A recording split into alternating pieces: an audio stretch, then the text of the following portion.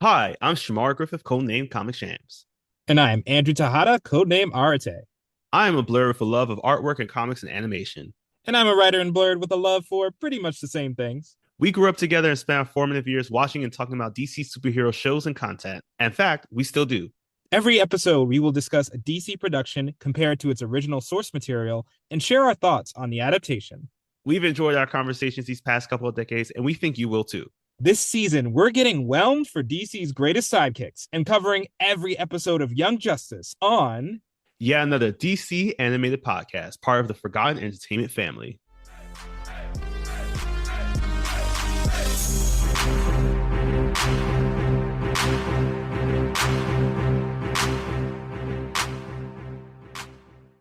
Welcome to yet another episode of yet another DC animated podcast. My name is Shamar Griffith, codenamed Comic Shams. And I am Andrew Tahada, codename Arate. Andrew and I have known each other since 1996. That was the year the Magic School Bus aired the In a Beehive episode. And this is one of the craziest synopses I've ever heard. Because in this episode, we have Tim trying to get honey from his grandfather's bee farm, but he drops it on the way home. So what they decide to do is have Miss Frizzle shrink them down into the beehive to take honey from bees. And at one point, she turns two of her students into bees. Oh my God, I remember. Here. Yeah, sorry. I had like a vivid flashback of two of them looking like bees. Yes. There's no permission slip you can sign for that. I just want everyone to let you know. All right. So Miss Frizzle is a menace. It's time for the truth to come out. Oh my God. Yeah. Arnold was right. There's a lot of things that Miss Frizzle did that wasn't okay by any parent teacher association, not by the principal. I don't even know what a permission slip will look like to fill out. Like, your kid will go on a trip to a beehive and turn themselves into a bee. Like, you'd have to not be paying attention to that permission slip at all to sign that. Oh God. But I think I'm getting some of the references here because there's a lot of connections.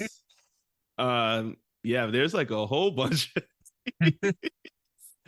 Well, we're going to start it off with our next set of episodes here as we're going through episodes 10 through 13 that are filled with microorganisms, the DC superhero Bumblebee herself, and just a whole bunch of other insects. I think beetles are an insect, right? Or they are arachnid.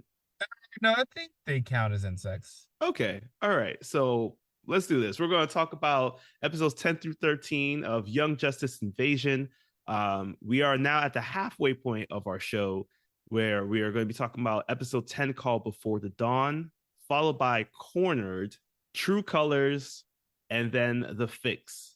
Because of the many leaps that they're going to be taken, and also because of the fact that our villains are introduced, the partners of the light called the Reach will be introduced fully. Because of the very, very moments in which they're reaching for the stars in some of these plot lines and stories, in honor of Ron Burgundy, we're calling this one That Escalated Quickly. They do. They really do. It's just like a Miss Frizzle trip. All right. So timing wise, we are going through March 30th through April 9th. Cast list is as follows. We got Kevin Graveau, who's returning as formerly he was a shadowy figure in one of our episodes, but now it's revealed that he's the Light's the new partner of the Light with the Reach. He's the enforcer by the name of Black Beetle. Masasa Moyo continues voicing Cat Grant, Bumblebee, and now she's the voice of the Reach scientist, who we also get introduced to today fully. Phil Lamar is pulling. Jesus, so he's so many people in these episodes. He will be the voice of the robot Elron. I'm sorry, I just thought about Aaron. Hey, I kept doing that while I was watching the episode. We also got him as the voice of the Reach Ambassador and Green Beetles, another set of characters we get introduced to today. It's funny because both of them have a somewhat, I want to say, West Indian accent. to the way they speak. And I realized that as long as you have a character with some kind of West Indian accent in the DC animated universe, it's going to be Phil Lamar. Oh, yeah, he's got you. He's Yeah. got you. Wrapping this up, we got Mark Ralston, who's returning as Lex Luthor, but also does double work as Pa Kent in our True Colors episode. And then next up, we have two big ones. We have Wentworth Miller, who broke out with Prison Break before heading to the Arrowverse as Captain Cold, then later Citizen Cold. Today, he plays another DC character, sometimes hero, sometimes villain, as Deathstroke enters as the new enforcer of the light. And finally, we have Brighton James, who is the voice of young Virgil Hawkins. Well, most people might know Brighton probably as either from his show Young and the Restless, where he plays Devon Hamilton Winters, or most famously Richie from Family Matters. Oh, hey Richie, good to see you. All right, so that's our cast list, and our episode is set up. So let's Zeta Tube over where we left off with in Darkest. I just realized the pun that they did with these episode titles. We wrapped up Darkest last episode, so now it is Before the Dawn. Okay, now this is one of the most hilarious superhero origin stories I've ever seen. Because first, we open on Jaime, who risks his life immediately by trying to go to a Spanish home after curfew. So right away, he's you could see this guy's risking it all. But then he's passing by the Ted Kord's building, and due to an explosion, his shirt catches on fire. So he has to take off his shirt, allowing the scarab that exploded out of the building to crawl onto his back and attach to him. That is hilarious. I'm sorry, Jaime. I know your struggles are real, but if you had kept your shirt on, you would have been Gucci, my man. Like, or even better, get home before the streetlights went off. Yep. Now your mother can hang that over you for the rest of your life. That's so true.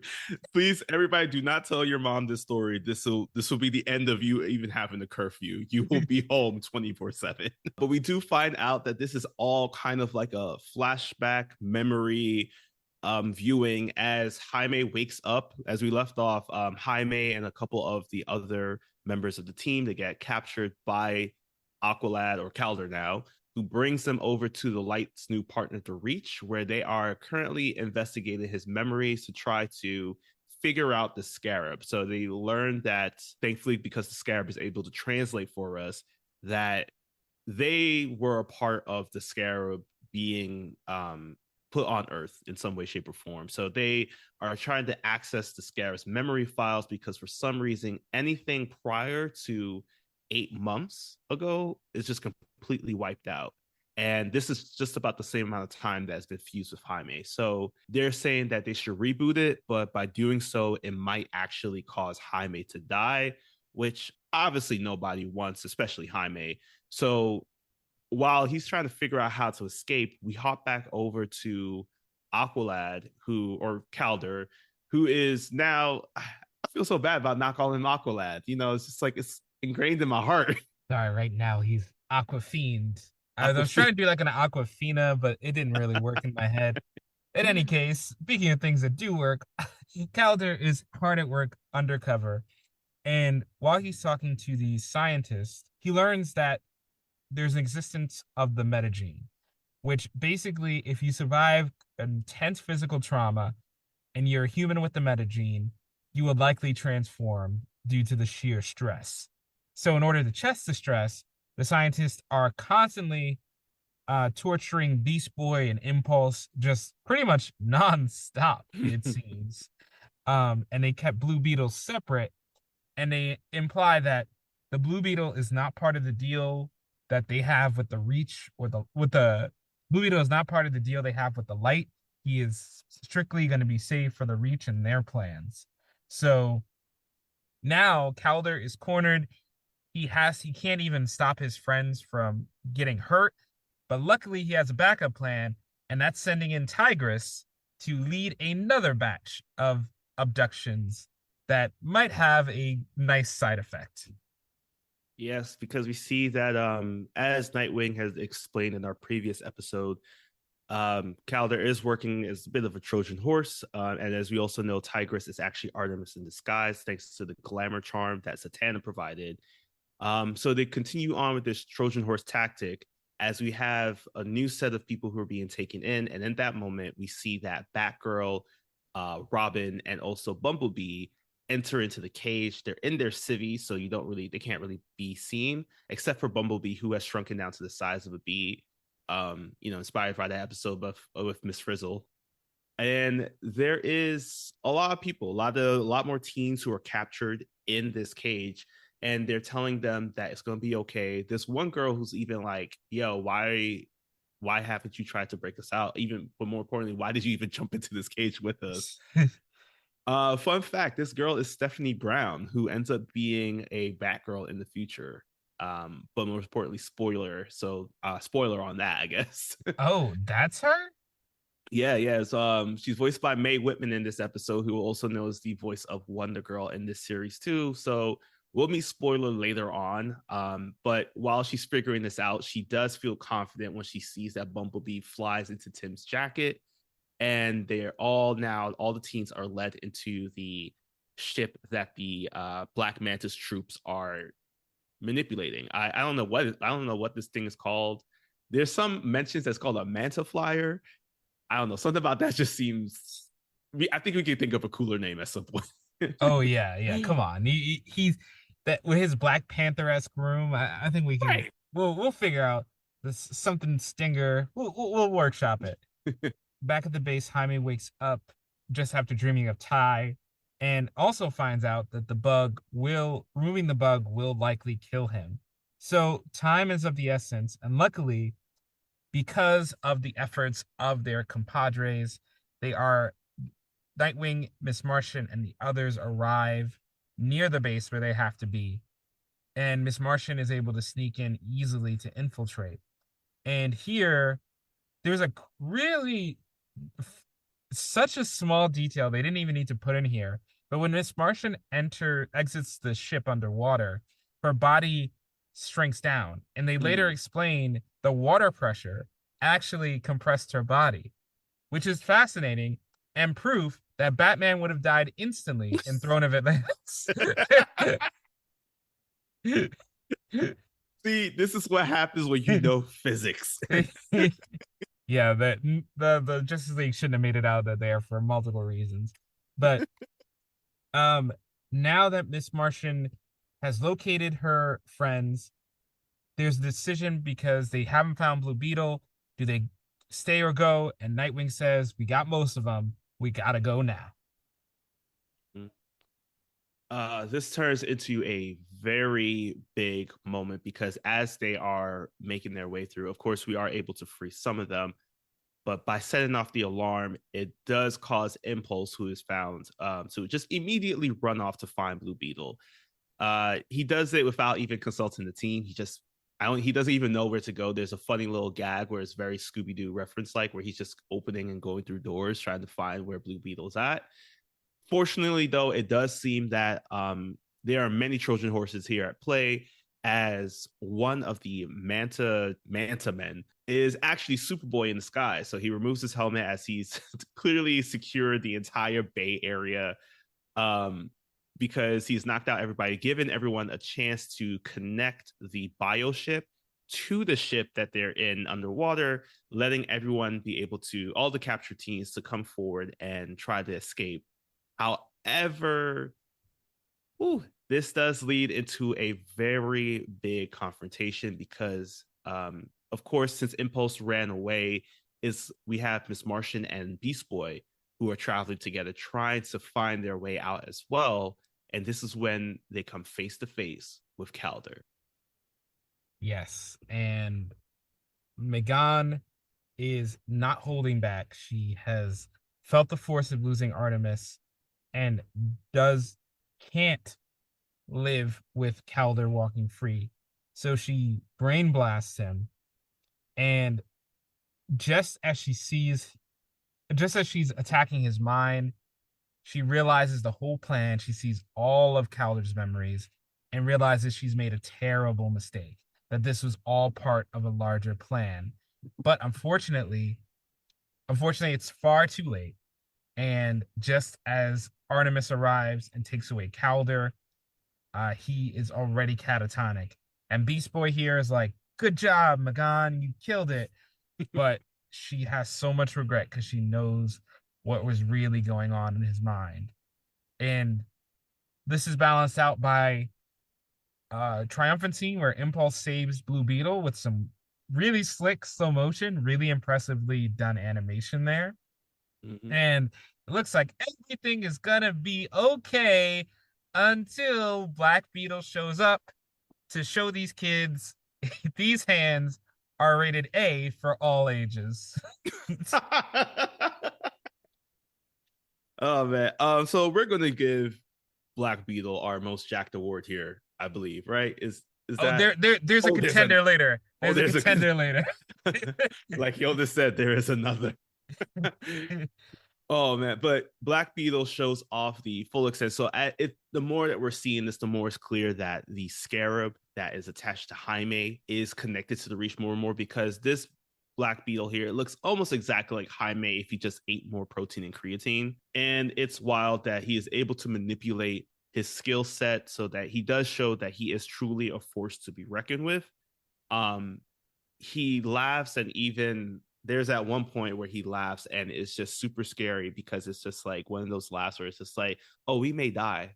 We may actually die here today. So I'm gonna just say this: Thanos, Madara, Black Beetle. That is the energy he is giving. My God, this man, I mean, where do you even begin? Uh, so much crazy things in in the scene that Magan gets so shocked at one point, she forgets how to density shift when facing off against Black Beetle.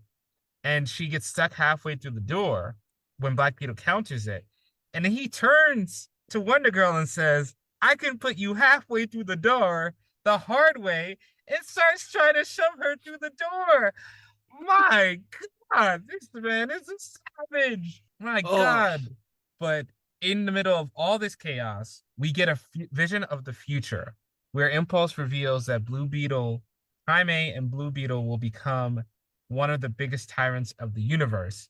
And that's mainly because they are so jacked that it created a black hole around the earth that collapsed society because damn, Jaime is jacked as hell in the future. he is. Was he the other? Yes, he was the other. Okay, I just wanted to make sure. I forgot because man's jawline looked like it was chiseled with stone and like lightning. It is Yeah. wild. So after Impulse reveals this to Blue Beetle, he is shocked, of course, because he is thinking this entire time that he's being a force for good, but again, he's scared because of the fact that it's either now he has two sides of, does he become the biggest evil, or does he try to reboot or get rid of Scarab so he dies? So as they finish explaining it, fortunately, this brings them front and center to the battle, as Impulse is able to escape and join in, with the battle that's happening with Black Beetle.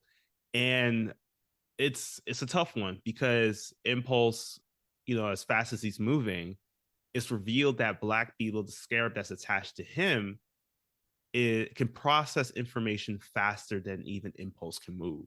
So he's able to figure out the pathway that Impulse is going to be going, and he hits him with one of those like staple blasts that we've seen Blue Beetle use in the past. And honestly, I thought this went through him. There was at many points when I was just like, I think this actually went through this man.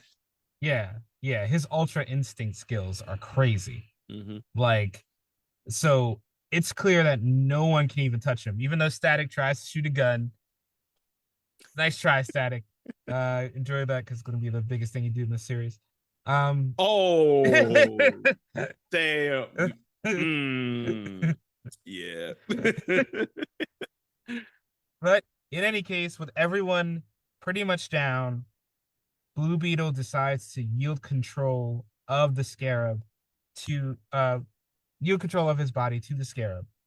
And as he's fighting, they're able to get people to safety. And I really like a little moment where Barbara takes control of the mission Mhm. and says, "Look, we got to get as many injured people out of here as possible.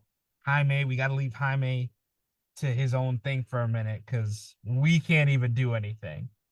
And fortunately for everybody, also, Shimmer accidentally opens a hole in the ship that causes a flood.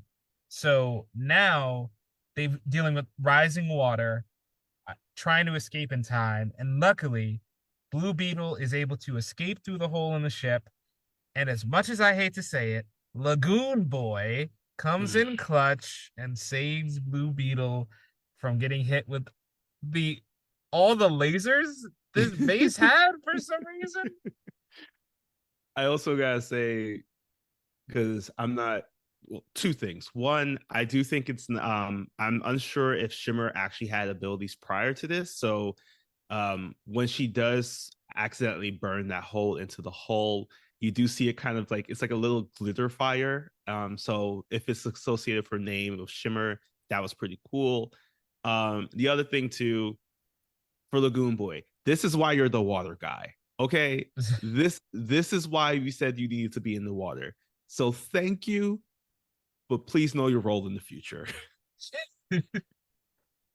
So as everyone escapes, they're in the bioship, and fortunately everyone's able to figure out, everybody's been saved. They were able to free a majority of the kids, especially the ones that have been captured since Ty was captured. So as they're trying to escape, we do see this one little moment in which Blue Beetle is still knocked out, but when he finally awakes, he does see that Impulse is looking at him, and he's like, "Yo, yo, yo, it's me. I'm still good, bro. Like I'm good."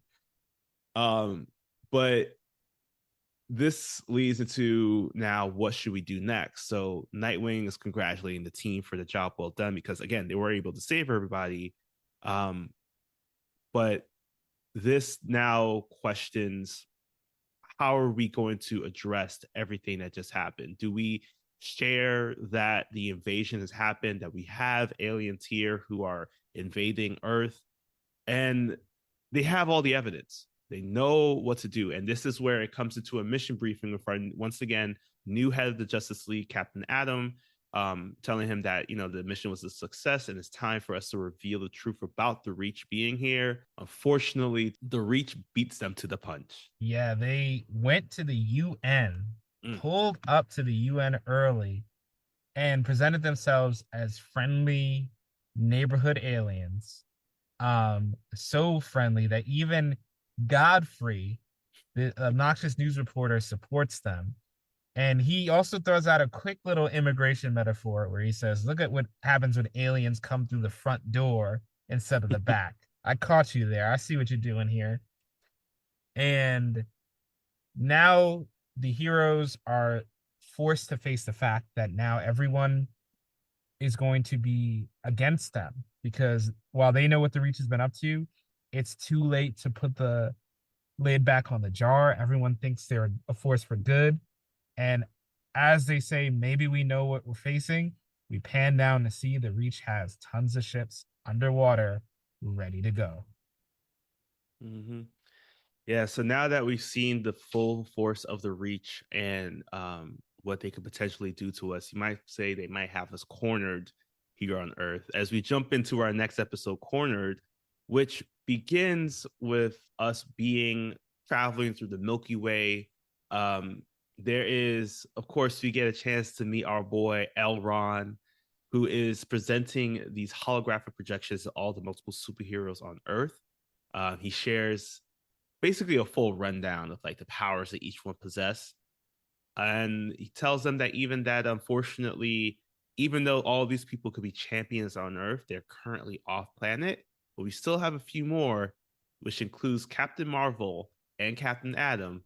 So now we see that Despero is our main villain for this episode, a character who we know mostly because of his third eye. Seen him in the Flash, he's a jack dude, but most importantly, that third eye is always going to be creepy as heck. Yeah, I hate that I know most of him because of that crossover in the Arrowverse, that three-episode crossover, where his motivations were really confusing. So he wants a strong opponent to fight, and Shazam's the best candidate. But meanwhile, Captain Adam, who is now the de facto most experienced member of the Justice League left on Earth, he tries to do some damage control with the public briefing. But once the Reach starts hinting at some Justice League secrets, they try to take it in private, which Godfrey says is shady. So again, this is feeling like a real news cycle, real politics, Mm-hmm. guys. This episode hits a lot differently when you live through 2016. 16. Yeah. And while Captain Adam is managing that, we're seeing that the kids that were abducted are getting counsel. And there are a hint. This is one of the darkest beats of the series so far because there are explicit hints that children die Mm-hmm. while during this experiments. Like the Reach got rid of those that did not respond like they wanted. And Virgil gets is saying, he was tested by static shocks. All right, we get it. But he said he was eaten by lightning itself. And that experience you could clearly see has rattled him.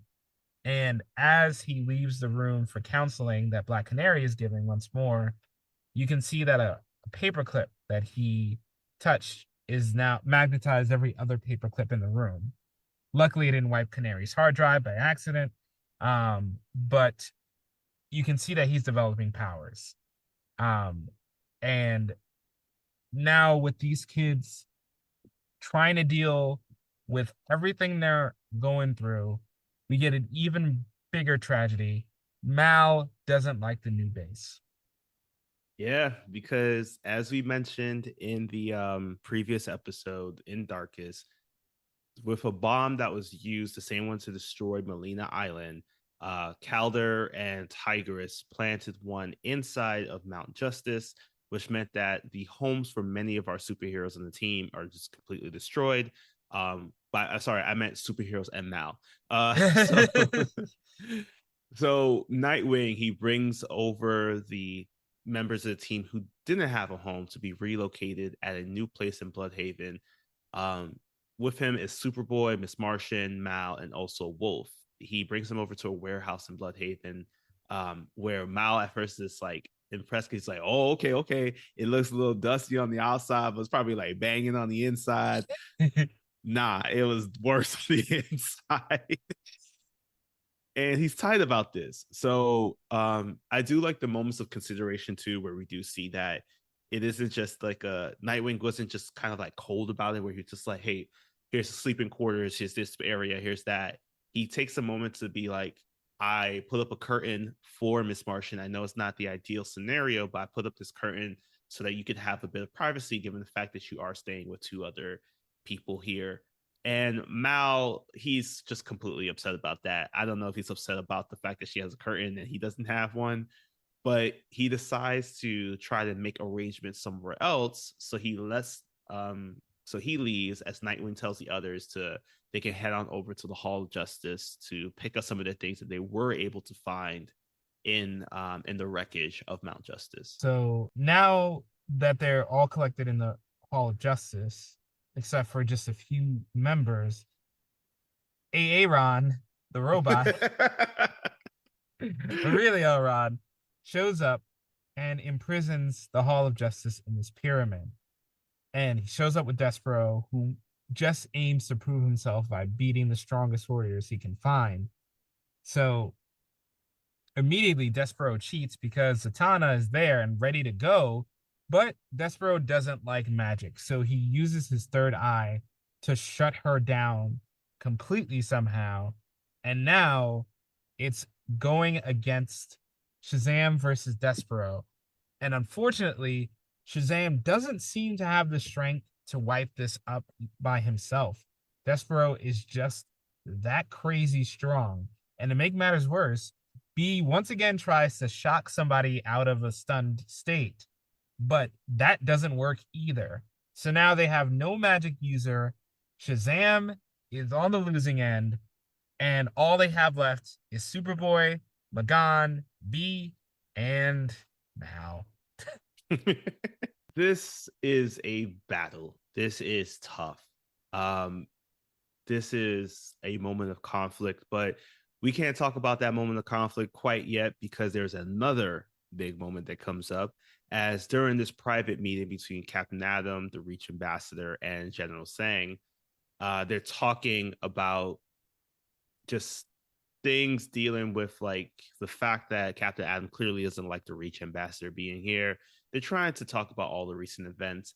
And little by little, even though we know they're evil, you got to respect a villain that is able to drop moments like this so eloquently and great. So the Reach Ambassador reveals that the Justice League members are wanted war criminals throughout the galaxy.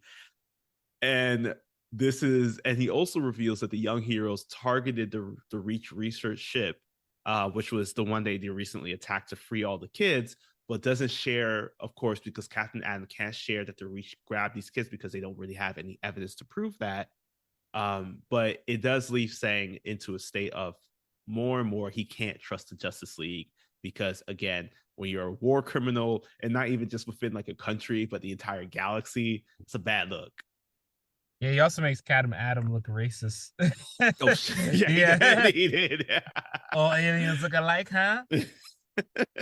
So while Captain Adam is trying not to get canceled, they go back to the pyramid and find that even the might of Black Lightning cannot break through this pyramid force.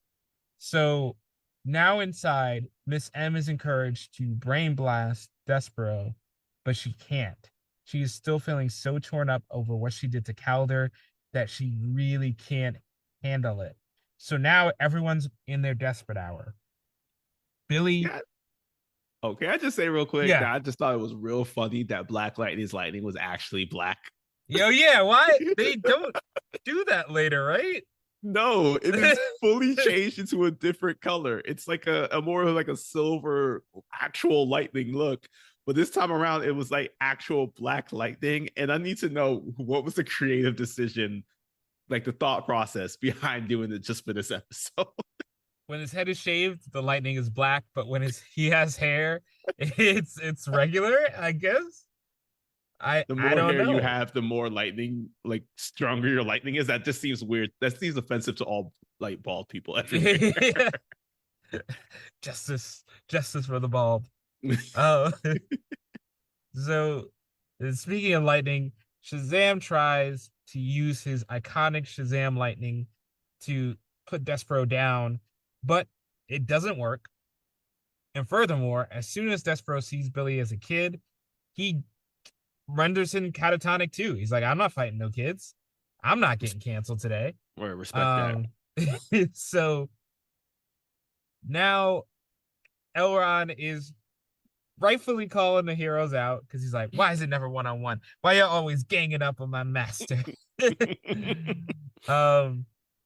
And at one point, Despero is overwhelmed so much that he's ready to go for the head and pop off Superboy's whole head.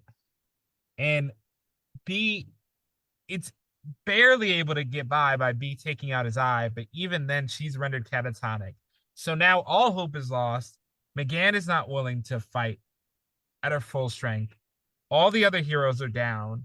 So at their darkest hour, they are saved by Mal, who found a Guardian costume and is now calling himself the greatest hero of Earth, like he's Hercule.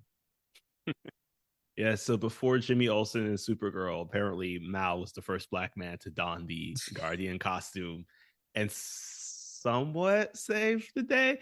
Basically, what happens here is that Mal decides that he's going to try and be as boisterous as possible to give everybody a chance to recuperate and also for them to formulate a plan. And I prayed so hard that this plan came up quick because my man was not going to survive any longer than he did. But because of training with Black Canary, so just like shout out to the fact from back in season 1 when she showed us that she could go toe to toe with the Man of Steel by whooping the Boy of Steel. He's able to survive just long enough by quickly dodging multiple grabs and attacks. There is a quick funny beat in which in very spirit bomb like a very spirit bomb like sense. He puts his hands up in the air and calls for all the power of the beings and creatures of the planets to lend them his strength. Oh God. It's just a lot. And now as we're waiting to see if Despero how long Despero's gonna toy around with Mal as the Guardian, we head back over to Star Labs where Canary's meeting up with Blue Beetle, who tells him they're having a really frank conversation about everything that happens, especially with Blue Beetle explaining a little bit about the fact of the history of the Scarab now that he's learned more. And this is where they decide that because Blue Beetle is connected to the Reach in this way, and this Scarab wasn't designed by Ted Cord, they Blue Beetle or Jaime might be the best weapon that they have against them. But this does lead into another conversation where Impulse is very reluctant for Jaime to actually share the news about the future. And I do like that during this, the Scarab is like, hey, you know what? Impulse is willing to keep our secret. Let's kill him to ensure compliance. I do love that. Um, but yeah, it is clear that although Impulse may have started this journey just to get close to Jaime, just to keep an eye on him, it's clear that he genuinely does care for Jaime and wants to protect his friend. I mean, he's stuck here. This is his life now. So it is clear that he really does care for Jaime. And that friendship is only going to strengthen over time. Meanwhile, back at the Hall of Justice, Mal is staying alive just because Canary taught him some moves, which, come on, Canary, teach me some things. Because if he's dodging Despero, you could get my cardio to perfection. Where I could finally run fast enough to make the train and not be dying once I sit down. Exactly. Yeah. With here, you'd be taking maces to the face like Black Canary did. But eventually he does get caught, and McGann rallies thanks to some encouraging words from Superboy, and she's able to reach out to Zatanna and break her free. And Zatanna shows she's Justice League material, guys, because she pretty much single-handedly ends all of this. In with like other people do things, but let's be real, Zatanna pretty much killed this whole thing. Like it was pretty much a wrap once she got involved. Makes sense why Despero took her out first. Like it now does. Yeah. But unfortunately, in the ensuing chaos, the Hall of Justice is completely totaled as well. So now they are stuck in the wreckage inside this pyramid because, as we said before, even Black Lightning couldn't break through. So they need to accept help from an unlikely source. Yes, with Captain Atom arriving, with the Reach Ambassador and General saying once again, they're trying to figure out how to break through. Captain Atom tries to use his fist with combination of Captain Marvel's fists. It doesn't work. So the Reach Ambassador pulls a little beetle from his back pocket and puts it against the pyramid, which completely shuts down the force field. This is when Captain Atom kind of reluctantly thanks the ambassador, and this is where the Reach once again shows that they are playing with a full deck here, as they share that the shock that the League didn't just try to destroy the force field using their watchtower. Like don't also the fact that they'd be fine with not having the Hall of Justice anymore, since the fact their real HQ is the watchtower. So excellent little callback to this, our first episode ever of the Young Justice series, but at the same time it pisses Sang off to the point where he's just like, I truly can't trust the Justice League anymore. And once again, Gordon Godfrey is on the story as he quickly reveals that how many secrets that the Justice League has been keeping from the public. Yeah, this is a huge blow to the public morale. And speaking of low morale, McGann decides not to stay in the bootleg warehouse. She decides to break into her uncle's apartment as her uncle. Kind of messed up. How often does she do that? And although She declines Lagoon Boy's calls. Superboy comes through to have a conversation that we don't see. And Jaime, meanwhile, while he's in his feelings, reveals what the future holds for him if they don't stop him. And that is where we go. That's where we're left as we head into the Magic School Bus episode. I mean, True Colors.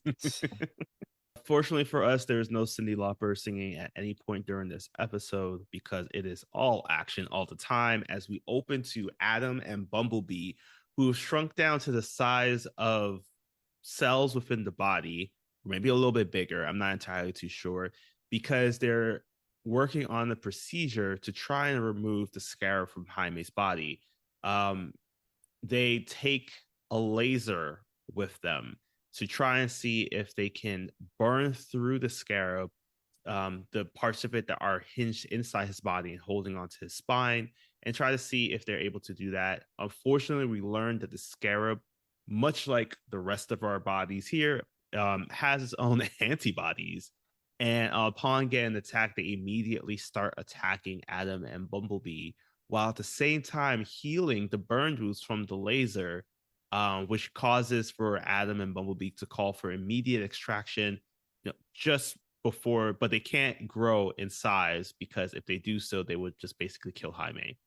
Yeah, and if you've seen The Boys, Yeah, you yeah, know, you know. mm, If you know, you know. yeah. This is where we learn from the doctor that is there that unfortunately it is too embedded into his system that Jaime and the Blue Beetle will forever be one until either the beetle decides to let go or Jaime dies. Yes. So on that dark note, there's no easy ways out as they head into their next mission.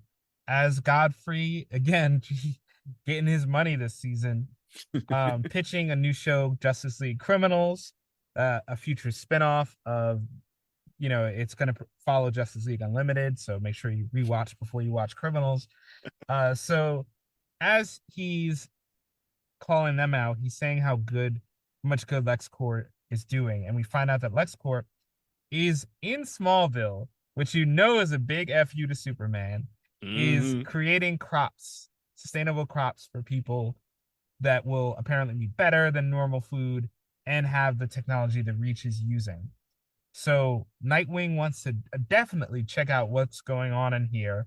So even though Jaime is reluctant to go on the mission, Nightwing says, look, if the Scarab wanted to take us down, it would have done so by now. So we believe in you, that you're loyal. Even the Scarab is like, this Nightwing, his logic is flawless.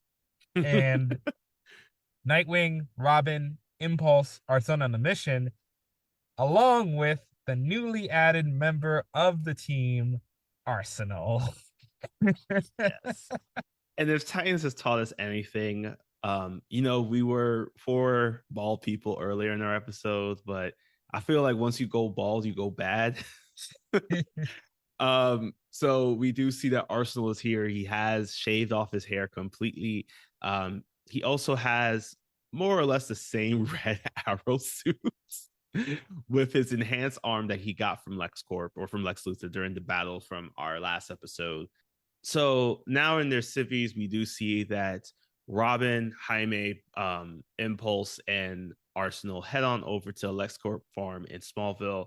And the tour is being conducted, who is sharing all the specifics about crops. And I don't know, I kind of learned a lot. Yeah, I think I learned, what was it? There was apparently they use hydroponic domes or water or something like that to help.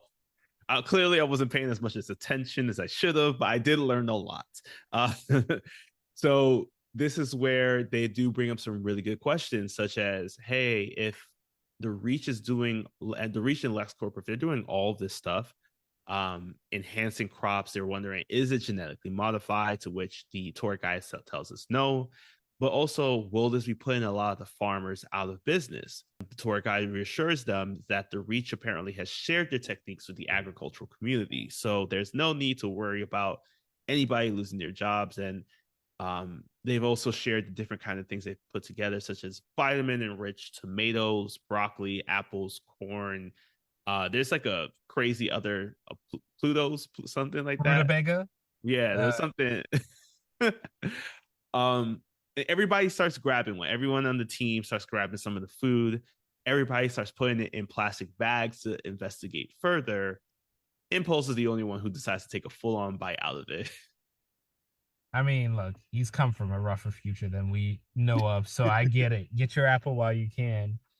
But as they look over the plants, they see that Ivan ooze is clearly supplying the plants. So they definitely want to get more insight on that. And here we transition to what might be one of the greatest sequences in DC animated history. To set the Oh, stage, yes. we know that Sportsmaster in another episode was upset about the death of Artemis. And that was not a throwaway because he calls a meeting of supervillains to get reparations for his daughter. He requests to kill Calder because Calder getting away with this murder strikes at the heart of his rep. So Black Manta is there with the rest of the council, and they're like, look, man, we get it. Unfortunately, we can pay you off, but we need Calder in here, so your request is denied. And Sportsmaster goes, all right, and tries to kill Black Manta on the spot in front of everybody. Oh man, it is honestly wild because just when you think that maybe this could be it, he'll probably dodge out the way. No, his attack is blocked and this is stopped by the new enforcer of the light, Deathstroke, who Sportsmaster recognizes really quickly, like, wow, you really just fired me off the job while I reported into work like this with my replacement. The seat ain't even cold yet. So now that Sportsmaster is trying to figure out what to do, fortunately for him, there is an explosion that reveals the outside of what's going on. And in that, Cheshire, still not sure about the pronunciation yet in comics, she does appear in a helicopter helping Sportsmaster escape. And as the two of them are talking, this is when he's just like, hey, I didn't get the job done, but I did what I had to do for my street cred. I do this all day. And now that I'm okay to go forward and kill Black Manta, you can go forward and kill Calder and we'll make it like a family affair. This man, this character development. I am more invested in this villain than any hero on Titans. I don't know how. And I even know what happens. Like Sportsmaster is a true villain. I love him so much, and this scene was incredible. Elsewhere, back at the Heroes, they have hung out all night after the tours have left, and they're in their self suits. So they find a lab with the purple ooze diamond that has the material, and things are going pretty well because Robin pretty easily, showing that he has learned a thing or two from his ninja counterparts, easily plucks a diamond from the sample machine without raising a single sound, and he's getting ready to go. Unfortunately, Arsenal decided to leave a little present and blow up the lab, which immediately attracts security. And again, because we haven't gotten enough good villain scenes this episode, that we're spoiled today. Lex watches from a distance and he says, hey, you know what? Mercy's like, I'm going to send in some guards. And Lex is like, guards are redundant. I'm going to send something else. Watch this. Black Beetle pulls up. And you know they don't have a chance. But now the heroes have to face Black Beetle. It is a battle. I was not expecting. It's also really gory too, because at first you think there's a lot of blood in this episode, but it's actually all tomatoes. If you look at anything to this episode or just screenshots of it, Black Beetle gets hit by so many tomatoes because Impulse, when he gets thrown into a tomato cart, decides to super speed it, like that scene from Elf It just reminded me so much of it, where it's just Oh, like the snowball fight. yeah, yeah. So as they're seeing this battle and Black Beetle's obviously giving everybody the work here, we do see that one weapon seems to work against Black Beetle in this case, and that's Arsenal's laser. It's able to cut through Black Beetle's body, or at least his armor, but we also see that Black Beetle can also regenerate very quickly. So this is putting everybody on 10 to try to get out. Even Impulse gets like once again stapled to the wall. I feel like this is becoming more and more of a thing for him. Yeah, that's his kryptonite, just staples. And now it's just a game of retreat. So luckily, Roy has another clay face arrow that temporarily stops Black Beetle.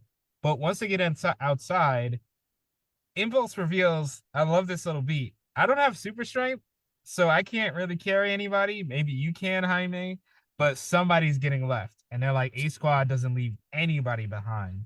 Facts. So now, to make matters worse, a green beetle shows up. But in the best bit of luck, he is actually on the hero side. He hits Black Beetle with that wombo combo and tries his best to help them survive. And this is where you really see, because I haven't really mentioned it before, but this is where you really see Tim's wise leadership. Because at one point Green Beetle gets trapped in by fire and they realize, yeah, he's a Martian. So Tim goes, save him from the fire. We're gonna team up. We're gonna fight him well enough so we can get the hell out of here. And that's exactly what they do. They execute a plan, and together Green Beetle goes to Blue Beetle and says, hey, we're gonna use some sonic cannons to temporarily knock him out. But after that, all of us are going, and that's exactly what they do. They're able to escape the clutches of Black Beetle at the last second. Yeah, I don't know sound science, but 27 angstrom doubled is apparently very dangerous. Don't mess around with that. I also did like another moment in this battle in which everybody's calling out Blue Beetle for not being able to hold his own against Black Beetle. There are moments in which it is clear that again Black Beetle is the superior beetle here. So when they question why is it that Jaime can't take him down like he did the last time, he shares that like, hey, that's when I gave control over my body to the Scarab. But after revealing that because of this future that he might have, he's afraid to do that. And it's kind of nice that that gets paralleled with McGann's whole experience of not wanting to use her abilities because she's afraid of what's going to happen. So when we have those two moments in there, it's nice to see that it doesn't just apply to one character. In fact, it applies to two characters throughout different generations and different experiences throughout this team. And speaking of McGann, we hop back over to the bed of Calder, where Black Manta is once again checking in on his son. He is joined by Vandal Savage, the leader of the Light, who comments that he is quite upset still that Calder is in his catatonic state. And this is all because of, as he calls it, the Martian Witch. I thought this was like a pretty interesting route to go to keep calling her Martian Witch this entire time and also stemming into our next episode. But this is where Savage reveals that her time will soon come, but more importantly, we're going to try and heal Calder by bringing in Simon. This, yeah, this. Now they have to deal with a whole other issue in a whole other episode, the fix. So we start with the Tigress, and she is undercover, as of course Artemis is undercover, and she's struggling with her identity because the only time anyone recognizes who she is when she looks in the mirror. Because especially now that Calder is not around, so she doesn't even have Calder to even look in her direction and remind her that she is not this evil person. And to make matters even worse, Simon is here, and Simon has the ability, while putting Calder's mind together, to read Calder's mind. So all the deception that they've been planning will be instantly exposed if Simon succeeds. But that's the only seeming way to save Calder from this catatonic state. So as she's struggling with that, she keeps saying her line with, perfect, Mm. um, is a refrain throughout this episode. We get to a scene between Green Beetle and Miss Martian where they're trying to see if they can trust this dude. We open up with that scene here of Miss Martian being very reluctant with reading Green Beetle's mind, even though he is giving her the okay. And from what we've known in the past from different IPs throughout the DC universe, it's pretty common for Martians to be open minded with each other. Pun not intended. So as they're talking, even Green Beetle does give a very chilling smile. I do remember Oh, watching this and yeah. being like, "Oh my god, that was creepy as heck." Um, but because of his like joking mannerisms, she is able to just establish this mental link, and this is when he shares a little bit about himself, how he is willing to just help in any way, shape, or form, and that he is truly honest about his intentions of being here to help stop the breach. Yeah, and that kind of turns things around. It's one of the things that will make him a valuable ally. But speaking of people who are not valuable allies, Simon is left in a room with Tigress to help with the procedure. So she quickly fires a small dart that reduces catatonia for weeks, apparently. Jesus. Yeah. See, this is again back when we were talking about the most dangerous things in your quiver or your tool belt. This is up there. Yeah, this is well, she got it from her family, got it from the Sportsmaster, which makes Oh. complete sense. Um, so after she shoots Simon with the dart, Simon freaks out, attacks her, and passes out just in time before he can expose her. And Tigress, so quick, turns it around and says, "Oh, McGann must have left a telepathic virus Mm. in Calder's head for anybody psychic, and that's why he freaked out." So she's like, "You know what? I know what we got to do. I will volunteer. I'm going to get McGann. I'm going to pull her down here and she's going to fix him." And Black Manta is like, "Yo, great idea. Take Deathstroke with you, though." And before we get to see what happens when Deathstroke and Artemis team up, we get truly unexpected a soda commercial. Yes, this soda's commercial is for the new drink called Reach by the Reach. This is the drink that we saw where it was being made in our previous episode. For credit, whereas credit is due, this song is sung by James Marsden, who, as we know, is the voice of Impulse here, as well as Danica McKellar, who is providing backup vocals apparently. It is the most 90s ad you've ever seen in your entire life, and even ends with the quote, "Reach for reach." I mean, simple, It's easy to remember. Any I marketing yeah, team would love it. I love it. I kind of want to reach for a reach if I didn't know what the bad things they could do to you. And I mean, the soda does those bad things to you too, but I feel like reach probably is a little worse.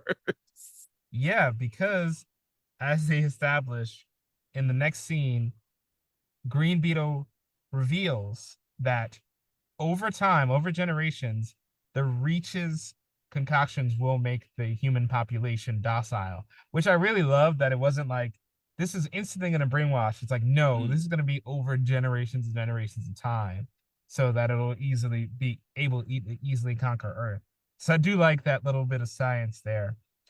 Um, so while they are now accepting this information, and this information really turns a corner for Green Beetle as a member of the team, Lagoon Boy and McGann go off to talk because McGann's been avoiding Lagoon Boy, as we all should.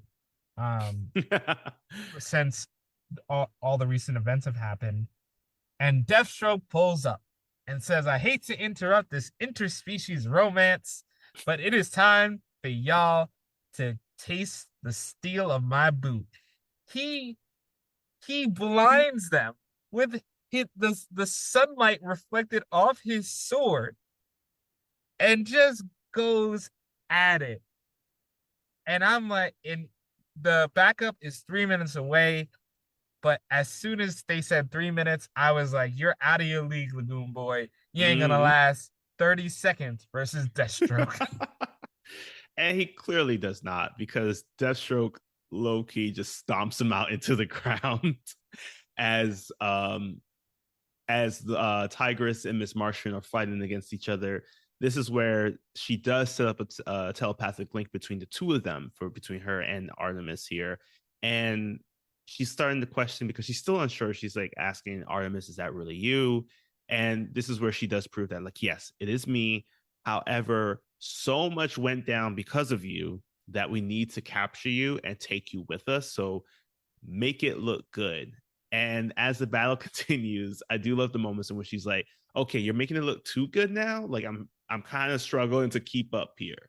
Fortunately, though, Tigress is able to use one of her fire bombs, I guess I will call it, to put some fire around McGann so that she does pass out. This gives Deathstroke an opportunity to put an inhibitor collar on her, as as the two of them take McGann and travel away with her in this I don't know. Still, it's the manta ray. I know there's got to be something better out there than fly. There's got to be something better than manta flyer. I just know it. I feel it in my heart. Yeah, we'll get there. We'll get there.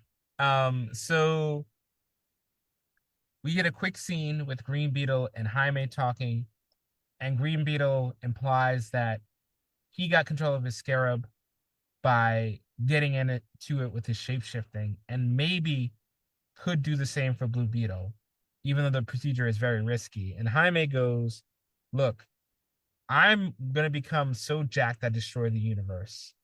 This is worth the risk. All right. So as they proceed with this procedure, we go back to the Black Manta base, where even though McGann is collared, Black Manta informs her that they can selectively reinstate her telepathy so she can work on Calder's mind, and that Deathstroke is watching remotely out of range, out of her psychic pull, and will set off the explosive collar on her neck if she tries anything. What do I have to say to that? Deathstroke is just that kind of a G. I think he suggested that idea. I'm telling you, this is it right now. We do need that Black Manta movie, because we need him to play just like this. I like the evil sinisterness of this version of Black Manta, willing to do anything to take down the people that hurt his son. Because what ends up happening too is, as they exit, Manta does leave with Tigress and shares that, like, hey, she's only here just to help my son. Once she does that, she's fish food. Doesn't quite say it like that, but you know what we mean. As now we hop on over, because as they decide to spend this time now to fix Calder's mind, we have to now mend the leg of Lagoon Boy, who has been transported to the hospital with Nightwing and Superboy. Lagoon Boy is obviously insisting that he wants to rescue him again, even at some points comment at Superboy for certain things. I'm just like, Lagoon Boy, you got two broken legs here right now, my man. Don't let it be a broken arm to follow up, because Superboy will punch you. Wait, real quick. Why is he in a human hospital? That's a good question. Why didn't he take him to Atlantis?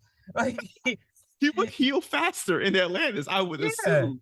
He's a fish boy. What is a human doctor gonna do for him? Take him to the vet. Jesus. I couldn't let that one go. I was like, what a strange choice to take him to a human hospital. Oh my gosh. Oh wow, I didn't even think about. That's the one little plot hole, I guess, that we'll never figure out. But I guess we're adding another one here to another hole to the plot of the grand scheme of their plan, because as Nightwing is realizing that Lagoon Boy and Superboy might be piecing some things together, he decides that it's time to reveal everything. By which that Calder has been working deep cover this entire time, that they faked Artemis' death, and right now that she is posing as Tigress, and that even though they had to hide this secret from the team, he just felt so bad about the fact that they had to mourn Artemis in this way, that they had to try and hurt Calder, and most importantly, that Lagoon Boy got the work because apparently, him fighting against Deathstroke was not in the cards at all. This leads into Nightwing very solemnly sitting down as Lagoon Boy just kind of berates him about everything. But Superboy does jump to Nightwing's side and say, like, you know what, he probably had a good reason for keeping all this information a secret.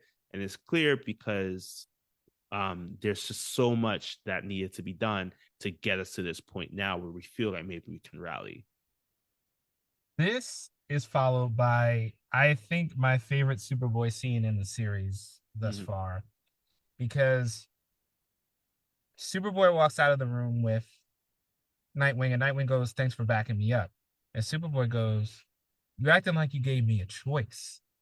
And basically gives this great teardown where he's like, "The team, I trust your decisions, but and I recognize the team would have fallen apart if I came out against you right now. I understand you did what you had to do.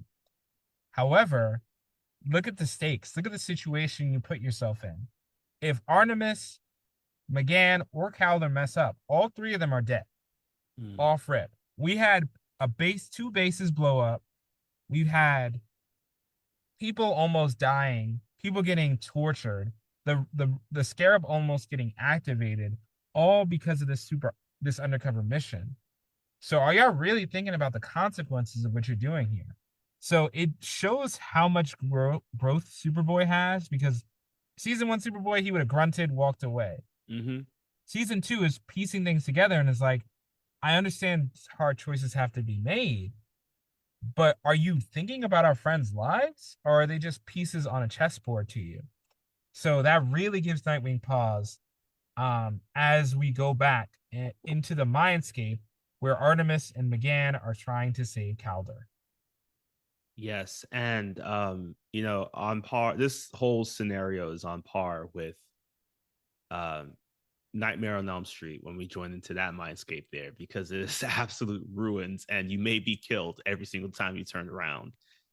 As Miss Martian and Artemis are in there, we have to. There are certain rules to this mindscape. One of which is just like everything that you see is not real. So they have to remember that in order to try to see if they can find Calder to start bringing him back. Unfortunately, just like in the beginning of our episode here, it is clear that there are antibodies in play wherever part of the body you may be, as Tula is operating as the antibody within Calder's mind, who does see Miss Martian as a threat after basically the brain blast that she gave him earlier. And Artemis has to figure out a way to get Miss Martian back in the game, because she does start to fall victim to the fact of believing that she was at fault and she ruined the plan, and she was the one that harmed her friends here. So it's crazy to see that how quickly everything switched up, because Artemis just dealt with, like, she's unable to breathe and quickly rallied, but Miss Martian really truly has to face her demons in some way, shape, or form. Yeah, and this is pretty much a bigger fight of her accepting that her powers do have serious consequences if she goes all out. So in the end, Artemis is able to step up and find Aqualad in the midst of the rubble. She also leaves McGann to get hurt. Like, let's McGann literally beat herself up for a while. And finally is able to pull the three of them together and let McGann start to forgive herself for what she's done. And as they come out, and it's great how they come out of this, because Black Manta taps Artemis and goes, hey, and Artemis is startled because she was in the mine previously, and he's like, yeah, you've been here for hours working. And as he's ready to throw in the towel, Calder speaks a few words. And this is an interesting moment because you see how much Black Manta genuinely cares for his son here. And he Mm-hmm. actually does have an emotional response to seeing Calder back up. So much so that he's like, maybe I don't even have to kill McGann when this is over. If this is, if because I mean, he's so grateful that his son is back. So because the episode is giving us a little bit hope, we end up with a little bit more hope for Jaime. Yeah, because Impulse is currently speeding around trying to find him because he found out that when he went to go see him earlier in the day, that Jaime never returned home. It's a nice little full circle moment from our first episode where it's like trying to return home before the streetlights come on to now, not returning home at all. But once again, according to the comics, Jaime's family does know that he is Blue Beetle because once again, the team had to make sure, given the fact he's under 18, that they got his parental consent, signed his permission slip so that he can go out in his super heroics. Unlike Mrs. Frizzle.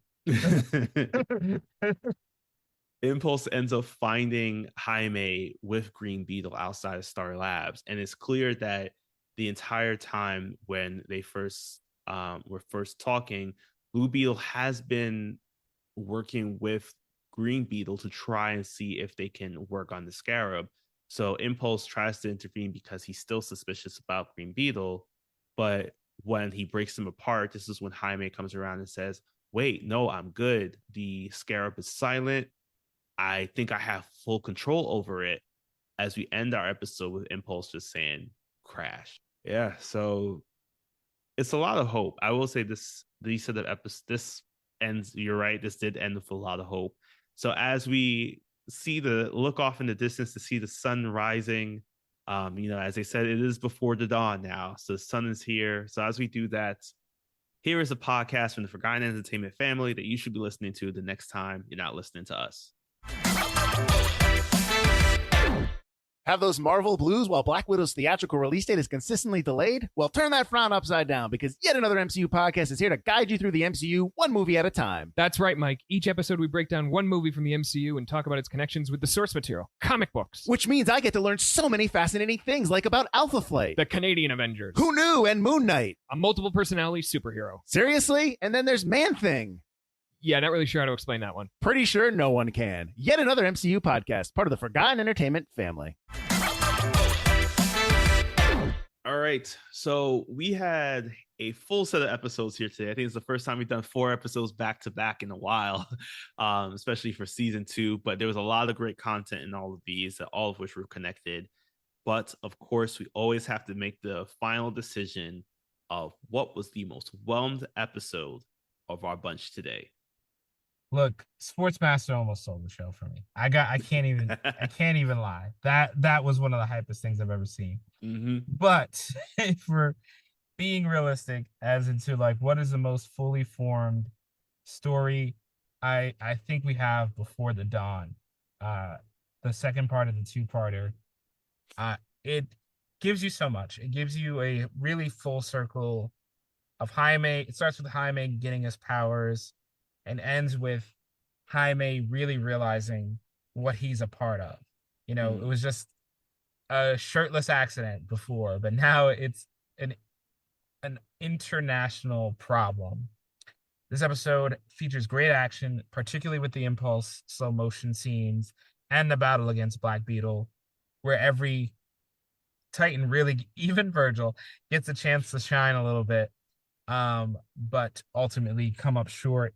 And it has, of course, the moment that's kind of kicks off this arc of episodes of Miss M brainwashing Calder, because this is finally when the dam breaks of the time where she uses her skills and it goes too far. So there's a lot of great plot setup, a lot of good character moments with Barbara, Tim, and it does set up the Reach as a big threat, open threat to the season. So because of all it does and the tightness of the story, I will say it's the top, though all the other episodes were not far behind. except for Cornered, because there was too much Mal, and Despero's motivations were not great. Yeah, I'm gonna agree too. I think Before the Dawn was my most well episode pick. Um, really for all those reasons that you said too, because I think that by where it served actually as the kind of like the mid-season premiere, unintentionally though. So Darkest premiered in October of 2013. I think like mid-October of 2013. Um, I could be wrong, but it could have been exactly October 16th of 2013. Um, and Before the Dawn was supposed to premiere right after that. But because of I guess they decided to wait a bit, or something was happening in 2013, they decided to push it a little later. The show didn't come back until like January of 2014. So when that happened, it did serve as a great mid-season premiere. In fact, the funny thing about it is that it was available for one day, a week after Darkest was first dropped. It was available on iTunes, and because everybody was so wanting to see how we were going to pivot in this way, Before the Dawn became one of the top 5 episodes purchased on iTunes that week, and only survived for one day on iTunes. That is a testament to how much people really love this show, Mm-hmm. and maybe a little bit of it was hunger for more Teen Titans, but also it speaks to the quality of the show and of the story, of how much people were invested to get closer to the Reach, get closer to the light, and find Mm-hmm. out what was going to happen next. Yeah. And I will say, I think, speaking of the Reach, I think they are a great kind of like overall branching mystery villain too. Which is why, even though Cornered isn't the strongest, I do appreciate everything that Cornered did, where it started planting the seeds of doubt on the public about heroes. Like, that was just super cool, just to see how well the Reach ambassador was able to move around his wording, to make sure that the heroes were like getting caught in these little scenarios. So Don't Like Mal's like introduction felt very much like a season 1 Superboy episode, where it's just like, we're going to introduce this big overarching galactic theme into the show for 10 minutes of the act, like 20 minutes of the actual show, but throw in some like big moments, and it felt like that again. But I gotta give that honorable mention to the special shout out to them for doing that, because it's hard to do that, especially when it's, I will say, probably like an animated series, and you only have about like 20 odd minutes to really knock this out, and they did a great job in doing it even less time than that. Yeah, the setup is incredibly important, of the episode.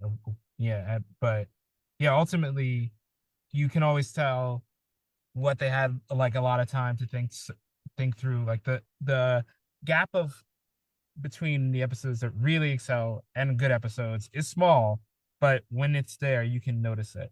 Mm-hmm. And when it's secret, it's really obvious.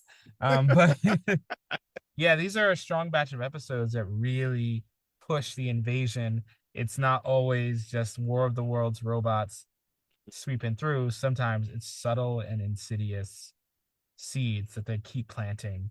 In this case, literal plants and in the soda. So it is really a great approach for how to do this.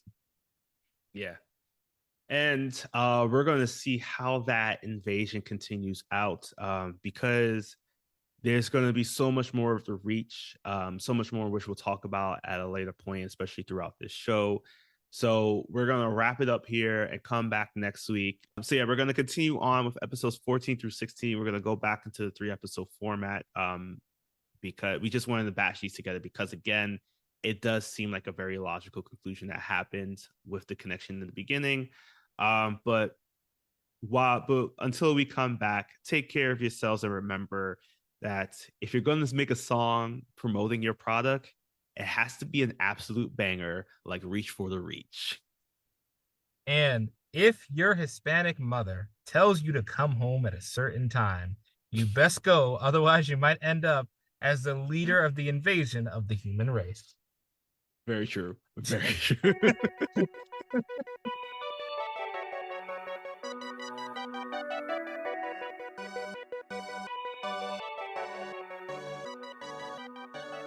Thanks again for listening. Yet another DC animated podcast is a proud part of the Forgotten Entertainment family. If you liked what you heard, leave a review and share us with a friend. Also, be sure to follow us wherever you get your podcasts and on social media at YA DC Animated Pod.